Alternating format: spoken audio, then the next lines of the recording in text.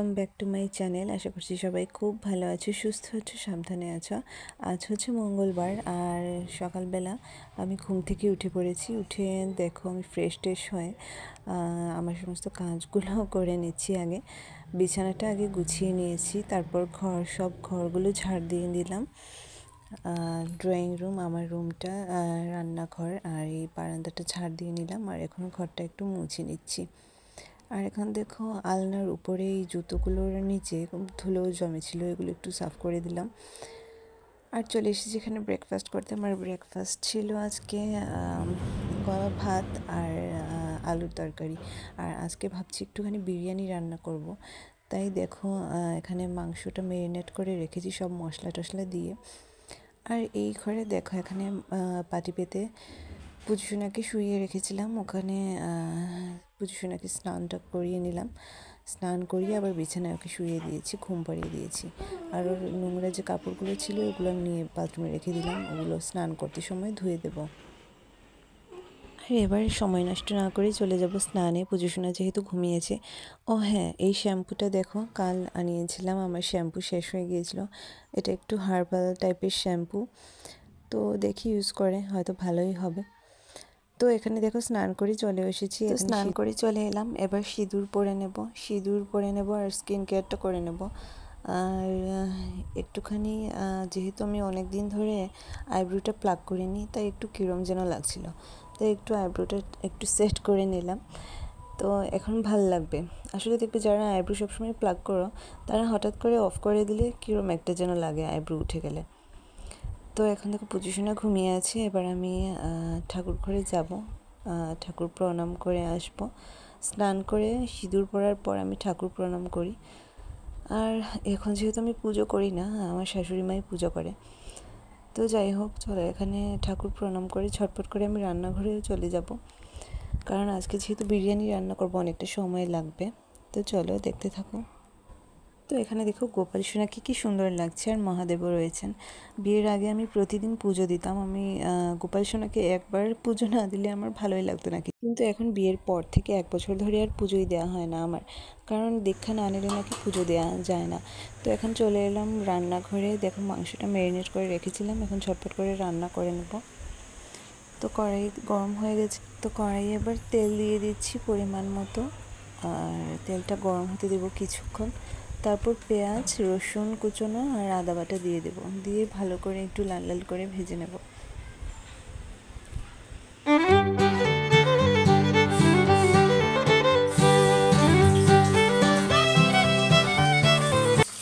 তো পেঁয়াজ দিয়ে দিচ্ছি, পেঁয়াজের মধ্যে একটুখানি নুন দিয়ে দিচ্ছি, তো পেঁয়াজটা সেদ্ধ হবে তাড়াতাড়ি। আর একটু আদা বাটা ভুলে গিয়েছিলাম, এখন দিয়ে দিলাম। তো এগুলো একটু ভাজবো লাল লাল করে। ভাজা হয়ে গেলে এখন মাংসটা ছেড়ে দেবো। মাংসটা ছেড়ে দিয়ে এভাবে অনেকক্ষণ মশলাটা কিছুক্ষণ কষিয়ে তারপর ঢেকে রাখবো। মাংসতে আর এক্সট্রা কোনো জল দিতে হবে না, কারণ মাংস থেকে যে জল ছাড়বে তাতেই সেদ্ধ হয়ে যাবে। তো এটা ঢেকে রেখে দিলাম, আর আগুনটাও একটু কমিয়ে দিলাম। আর এখানে দেখো যে পেঁয়াজ আদা বাটা রয়েছে, ওগুলো বিরিয়ানিতে দিয়ে দেব, মানে চাল ভাজার সময় দিয়ে দেব। আর এখানে চাল ধুয়ে রাখা হয়েছে, জল ঝরে যাবে। আর এখন বিরিয়ানির প্যাকেটের অর্ধেক মশলাটা দিয়ে দিচ্ছি, দিয়ে আবার কিছুক্ষণ কষিয়ে তারপর নামিয়ে নেব। তো চলো তোমরা দেখতে থাকো।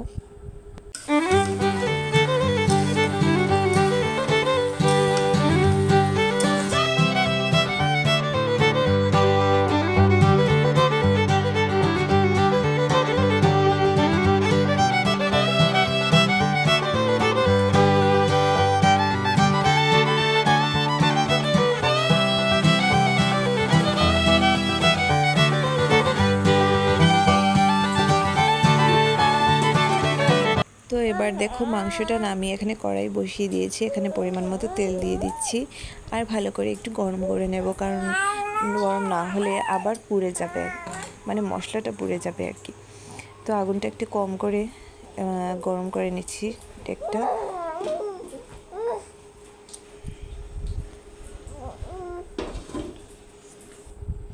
এবার পেঁয়াজ, আদা, রসুন সবগুলো দিয়ে একটু ভালো করে নাড়াচাড়া করে ভালো মতো ভেজে নেব।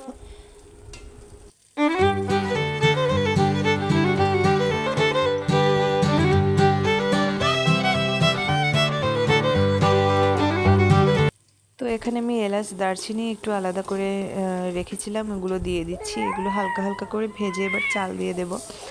তারপর চালটা অনেকক্ষণ ধরে ভাজতে হবে, কারণ চাল ভালো করে না ভাজলে গন্ধ বেরোবে না। বিরিয়ানির চালের যে গন্ধ, গোবিন্দভোগ চালের গন্ধটা বেরোবে না, তাই একটু ভালো করে ভাজতে হবে। তো এদিকে দেখো চালটা একটু ভালো করে ভেজে নেব। চালটা ভাজার পরে দেখবে কি সুন্দর গন্ধ বেরোবে। তো নুনটাও দিয়ে দিলাম। নুন দিয়ে আরও কিছুক্ষণ নাড়াচাড়া করে তারপরে এতে জল দিয়ে দেব।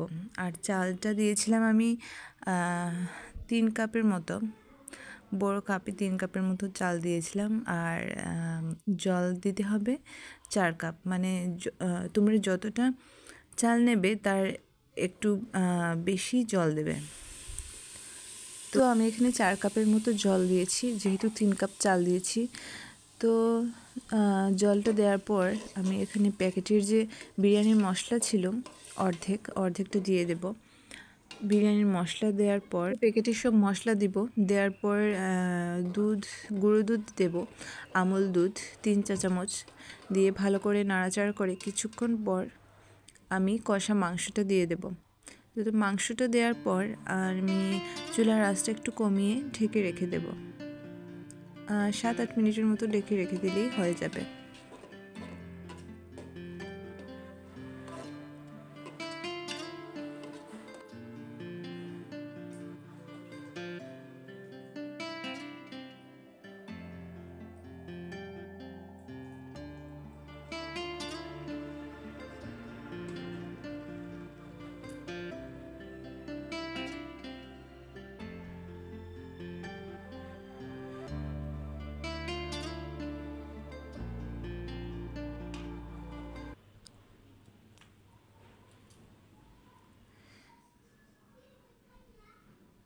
তো দেখো চলে আসলাম 7 থেকে 8 মিনিট পর।